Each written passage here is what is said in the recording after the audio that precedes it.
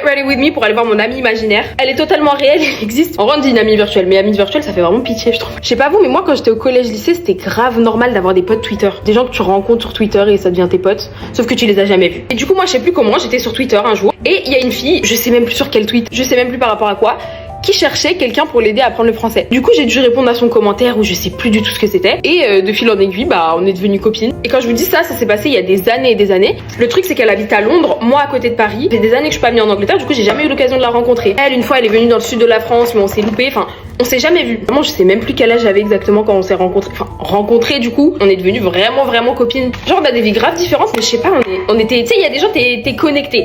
You feel connected, je sais pas. Je vais essayer de faire mon liner avec ce truc tout ébouriffé. Du coup, ça fait genre vraiment des années et des années qu'on est copines. Je la connaissais longtemps avant d'avoir les réseaux. Quand j'ai commencé les réseaux, elle m'envoyait des trucs à faire et tout. Genre vraiment, je l'aime trop. On se partageait nos petits trucs en story. Genre, je sais pas, une petite relation virtuelle quoi. En vrai, c'est grave des amitiés hyper enrichissantes parce que bah tu partages des trucs. Elle parlait pas vraiment français. Moi, ça m'a grave aidé en anglais parce que bah du coup, fallait qu'on communique. Elle est jamaïcaine. Elle m'avait envoyé plein de recettes. Vous voyez, quand je fais des cookies patates douces, des tartes à la patate douce et tout, c'est grave elle qui m'a fait découvrir ça. J'espère que vous aussi, vous avez des amis virtuels parce que je sais pas, c'est trop fun, sympa. Après, attention, tu fais toujours attention. Du coup là j'ai l'impression qu'on va faire notre premier date, c'est trop bien. Le genre de personne où tu te dis c'est trop dommage de pas être né au bon endroit, enfin on est trop loin. Imaginez si on avait été à l'école et tout ensemble quand j'y pense. En plus il y a certaines de mes copines qui la connaissent et tout, genre mes copines la suivent. Je disais tout le temps purée, dommage que mes parents ils me laissent pas partir en Angleterre pour venir et tout.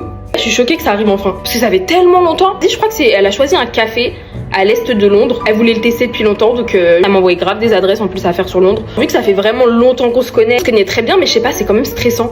Stressée mais j'anticipe. J'espère qu'on va se comprendre. Par message, audio et téléphone, on s'est toujours compris. Attendez, vu que c'est une journée special, est-ce qu'on mettrait pas un petit peu de paillettes? Ouh, just a tiny bit. Voilà, it's giving premier date avec ma copine. Ah bon, j'appréhende, y a pas de raison que ça se passe mal. Au pire, on galère un peu. I'm done. Et j'espère que ça va bien se passer. Bisous.